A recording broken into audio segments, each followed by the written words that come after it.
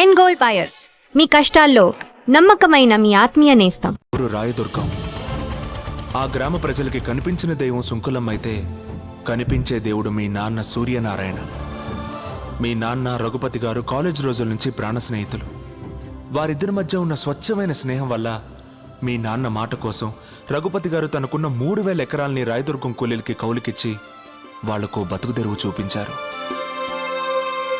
వ్యాపారం కోసం రఘుపతి లండన్ వెళ్ళిపోయాక ఆయన బావమర్ది బళ్ళారికో బంగారం లాంటి నిజం తెలిసింది. సార్, మీ గెస్ట్ చాలా కరెక్ట్. మీరు అనుకున్నట్టు ఈ మట్టి ఈ ఏరియాలోది. ఏ 3000 ఎకరాలైతే రఘుపతి గారు రైతు కూలీలకి కౌలుకిచ్చారో అందులో ఏ గ్రేడ్ ఐరన్ ఓర్ ఉంది. తవ్వి అమ్ముకుంటే ఇంట్లో బాత్రూమ్స్ కూడా బంగారంతో కట్టించుకోవచ్చు. ఈ జనానికి అనుమానం రాకుండా ఉండకోసమే పైన పవర్ ప్రాజెక్టు, కింద మన ప్రాజెక్టు. తవ్వుకున్నోడికి తవ్వుకున్నంత. ఈ ప్రాజెక్ట్ కట్టేది మీ పిల్లలకు ఉద్యోగాలు ఇవ్వడం కోసం, మీ బిడ్డల బతుకులు బంగారం చేయడం కోసమేనని జనాన్ని ఒప్పించారు. ఫ్యాక్టరీ పడిందంటే ఇంకా మన పిల్లల బతుకులు బంగారమే. ఉద్యోగాలు, ఫ్యాక్టరీలు అంతా అబద్ధమని, నేలతల్లి గుండెల్ని తవ్వి ఇనుప ఖనిజం అమ్ముకోవడానికే ఇదంతా ఉపాయమని ఎన్నో విధాలుగా నచ్చచెప్పడానికి ప్రయత్నించారు మీ నాన్న. ఇనప ఖనిజం పడితే మాకేంది, బంగారం పడితే మాకేంది. మా గిన్నెలో ఇంత మొత్త పడాలయ్యా, మా దారిని మమ్మల్ని వదిలేయ్యా. కానీ గొర్రె కసాయవాణ్ణి నమ్మినట్టుగా ప్రజలు బళ్ళారి మాటనే నమ్మారు. ఏందయ్యా ఇది? వాళ్ళకి లేని బాధ నీకెందుకు చెప్పు? వాళ్ళు పసిబిడ్డల్లాంటి వాళ్లే, మనమే మార్చుకోవాలి. రఘుపతి లండన్ నుంచి రాగానే ఈ విషయం గురించి మాట్లాడతా. వాడు నా మాట కాదంటావు.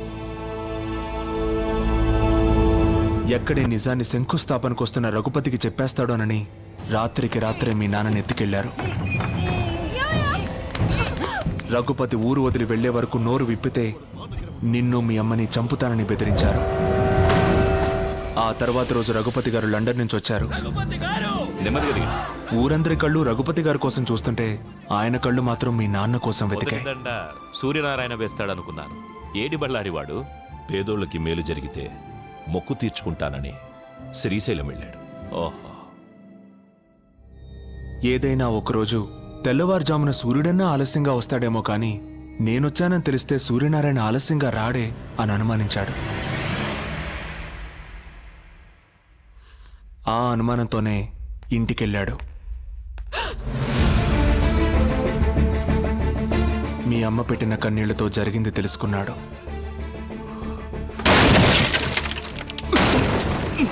స్నేహితుణ్ణి కాపాడుకొని బళ్ళారికి బుద్ధి చెప్పాలనుకున్నాడు.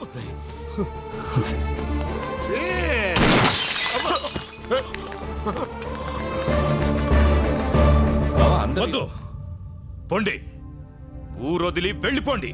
బళ్ళారి అవమానంతో ఊరిని వదిలాడు కానీ బావ ఆస్తిని వదులుకోలేకపోయాడు.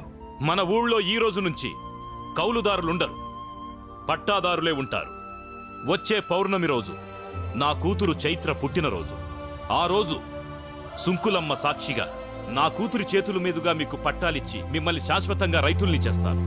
మీరు అనుకున్నట్టుగా కుటుంబానికి ప్రమాదం తలపెడితే యావదాస్తి ట్రస్ట్కి పోతుంది తప్ప మీకు దక్కదు. ఏ క్లాస్ గానే ఏదో ఒక బొక్క ఉంటుంది కదంటయ్యా, కాస్త ఎత్తుకు చూడు. ఒక్క అవకాశం ఉంది. రఘుపతి గారి తదనంతరం ఆస్తి ఆయన కూతురికి వెళ్తుంది. అవును, 18 సంవత్సరాలకి ఆ పిల్లకి మైనారిటీ తీరిపోతుంది.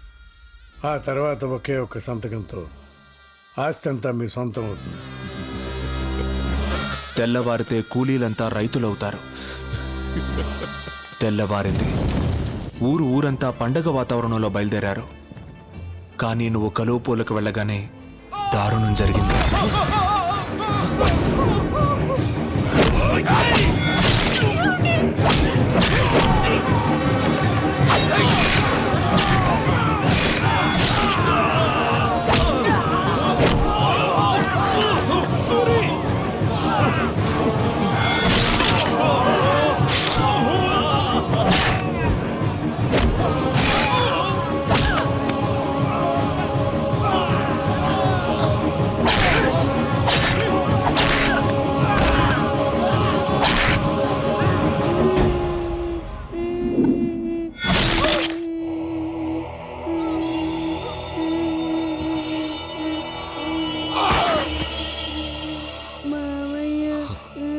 ఈ రోజు నుంచి నేను మావయ్యని కాదు, మీ నాన్నని.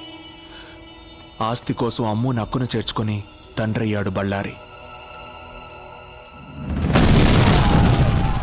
బతికిన వాళ్ళని బెదిరించి బాణాసంచా కాలుస్తుండగా ట్రాన్స్ఫార్మర్ పేలి ప్రమాదం జరిగిందని ఊరిని పోలీసుల్ని నమ్మించాడు.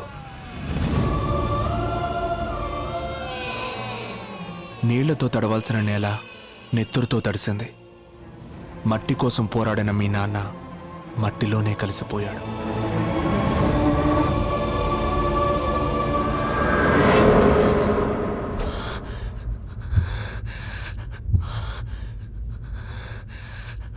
జరిగింది ఇది అని చెప్పడానికి మీ నాన్న లేరు. ఇప్పుడు ఆ అవకాశం నీకొచ్చింది. దేవుడు నన్ను ఎందుకు బతికించాడో ఇప్పుడు అర్థమైంది. ఇదిగో ఆ 3000 ఎకరాల దస్తావేజులు. వెళ్ళు, మీ నాన్న కోరిక నెరవేర్చు. జేమ్స్ హాస్పిటల్కి వెళ్దాం పదా.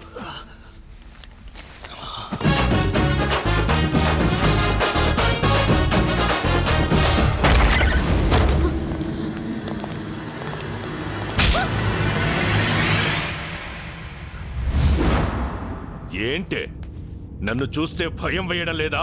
నువ్వు నాన్నవి కాదని, మా నాన్నని చంపేసిన రాక్షసుడివని తెలియగానే భయం పోయింది.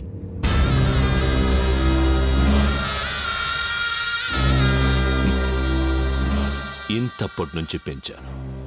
నేను నాన్నని కాదని దానికెలా తెలిసింది లాయరు? సరిగ్గా తను మేజర్ అయిన రోజు రాత్రే ఇంట్లోంచి పారిపోవాలన్న ఐడియా దానికి ఎట్ట వచ్చింది లాయరు?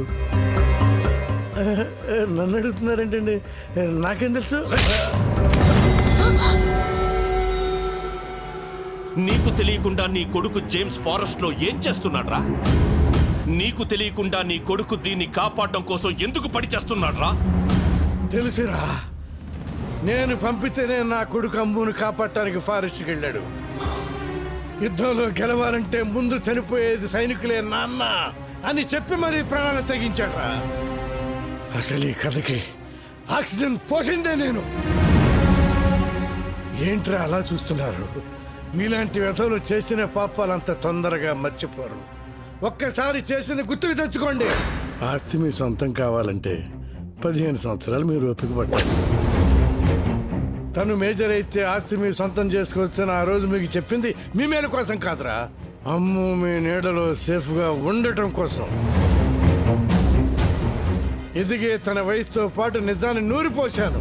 తను మేజర్ అయ్యే లోపు మాకు మగాడు కావాలి. అందుకే కత్తిలో ఉండే పదును, బుల్లెట్లో ఉండే పవరు, బాంబులో ఉండే విస్ఫోటనం ఈ 3 బస్తీ కుర్రాళ్ళలో చూసి మీకు మొగుడుగా సెలెక్ట్ చేశాం.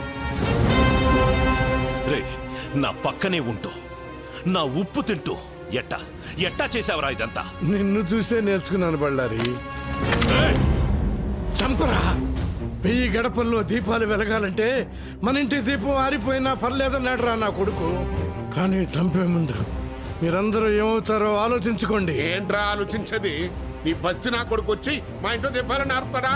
బస్తీ నా కొడుకు కాదురా కుర్రాడు. రాయదుర్గం గుర్తుందా? 3వ వార్డు, 4వ వీధి, పంచాయతీ ఆఫీసు పక్కిళ్ళు, సూర్యనారాయణ. సూర్యనారాయణ కొడుకేరా కుర్రాడు. సూర్యనారాయణ కొడుక? ఏంట్రా అడు సూర్యనారాయణ కొడుక? ఏంటి, శరీరంలో సునామీ వచ్చిందా? దేవుడు ఎంత గొప్పవాడో చూసారా? పేదవాళ్ల కన్నీళ్లకు కరిగి ఆ సూర్యనారాయణ కొడుకునే మాకు కలిపాడు. ఇప్పుడు వాడు బయలుదేరుంటాడు. కాదు, నా మొగుడు బయలుదేరుంటాడు. అడుగులో అడుగేస్తూ, జనం కోసం ముందడుగేస్తూ, జూను విడిచిన పులిలా, జూలు బెదిల్చిన సింహంలా, సీమగడ్డ మీద పోలో గుర్రలా దూకపోతున్నాడు రా.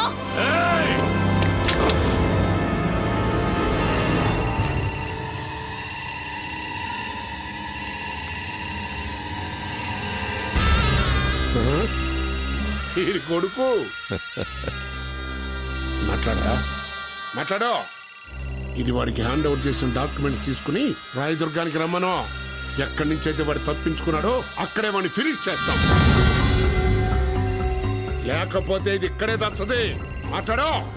మాట్లాడు. హలో నాన్న, నేను అమ్ముని తీసుకుని రాయదుర్గం వస్తున్నా. రాజుని పేపర్లు తీసుకుని అక్కడికి వచ్చేయమను. అమ్ము చచ్చిపోతుందన్న భయంతో చెప్పలేదురా, అక్కడికి వెళ్ళి మీరు చావబోతున్నారన్న ఆనందంలో చెప్పా.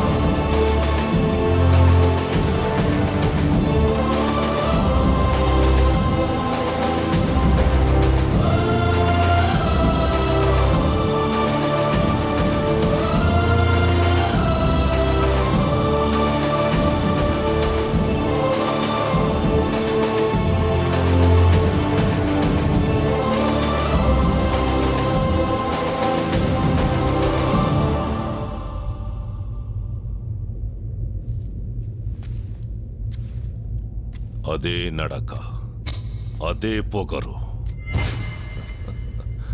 మీ నాన్నని చూస్తున్నట్టుగా ఉండదు. అదే ఊరు, అదే ప్రజలు.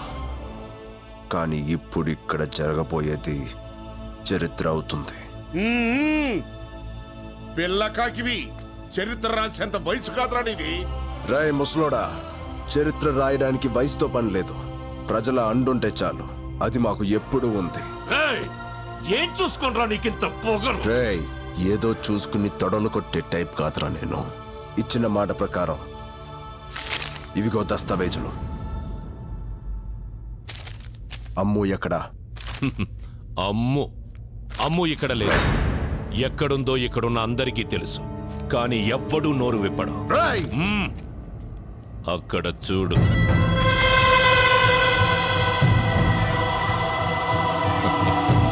పాపం 13 సంవత్సరాల క్రితం ఇదే నేలలో కలిసిపోయారనుకున్న మీరు బతికుండారని తెలవగానే పరిగెత్తుకొచ్చినారా జనం. మాకు ఆస్తి కావాలి, వాళ్ళకి నువ్వు కావాలి, నీకు మీ నాన్న ఆశయాన్ని పూర్తి చెయ్యడం కావాలి. వా అన్నట్టు నువ్వు బెట్టింగ్ లో కింగ్ వంట, గెలుపు తప్ప ఓటమి తెలియదంట. అందుకని అబ్బాయి, మనం ఒక పందెం వేసుకుందాం. అందులో నువ్వు గెలిచావనుకో, అమ్ము నీదే, ఆస్తి నీదే. పెంచిన తండ్రి ప్రాణాల కోసం నా ప్రాణాన్ని పందెంగా పెట్టా. కన్న తండ్రి కల నిజం అవడం కోసం ఎన్ని ప్రాణాలైనా తీస్తా. తీయటం కాదు, ప్రాణం పొయ్యాలి. 10 నిమిషాల్లో పోయే ప్రాణాన్ని కాపాడగలవా? 10 నిమిషాల్లో చచ్చేది ఎవరనుకుంటున్నావా?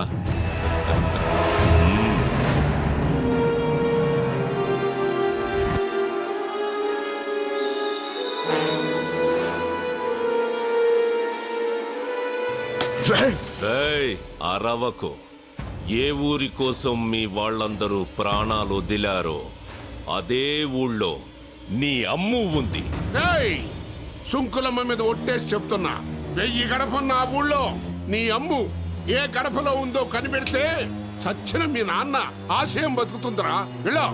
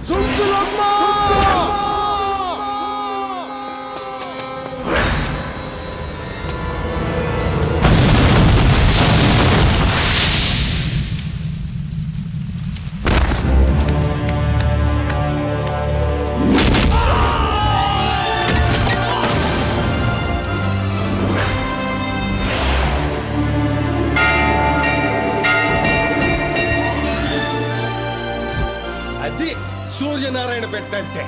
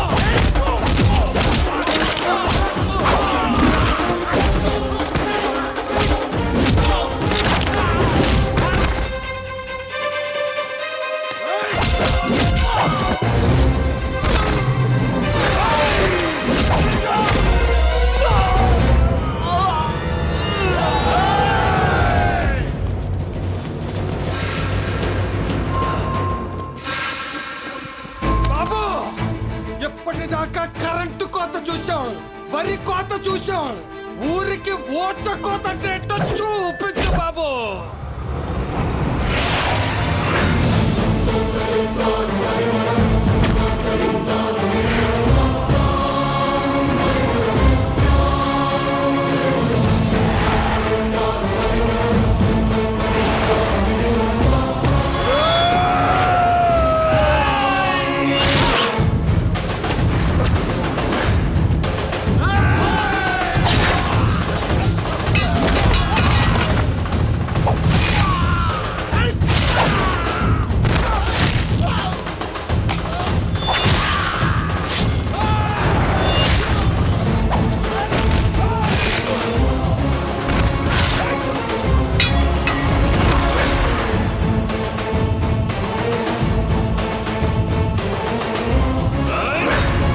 నరికే కొడుకుని